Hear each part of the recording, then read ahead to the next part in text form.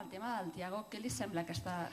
En el tema de Thiago, supongo que lo sabía. ¿Cómo valora el hecho de que por esta cláusula pase de tener una cláusula de 90 a 18? Esto no está bien explicado. No es 90-18, es 18-90. Es al revés. El agente de Thiago Silva pidió como condición sine qua non que en la negociación de la renovación de Thiago la cláusula no pasara de 18.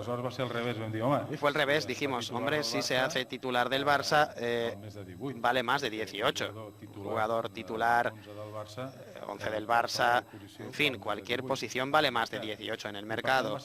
Y fue al revés, le dijimos, ya que no quieres subir de los 18, y esto es para ti un dato que no se puede cambiar, si juega más del 60% de los partidos, con lo que es claramente titular del club como mínimo, que tengamos una cláusula ad hoc en la posición, que es 90.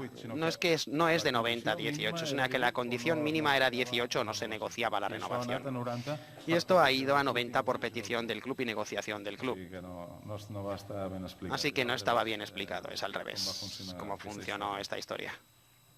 Y después, no poso en dubte el que acaba d'explicar de la cláusula de Thiago. No pongo en duda lo de la cláusula de Thiago, pero repasando las informaciones del 29 de junio de 2011, que es cuando se firmó la renovación, el club dijo que la cláusula era de 90 millones. ¿Por qué se explicó eso entonces si era de 18? Perquè ens pensàvem que jugaria més del 60%. Supongo que porque nos pensábamos que jugaría más del 60%. Sí, se explicó 90, pero bien explicado tendría que ser 18 si juega menos de 60, 90 si juega más de 60. Eso es lo que dice el contrato.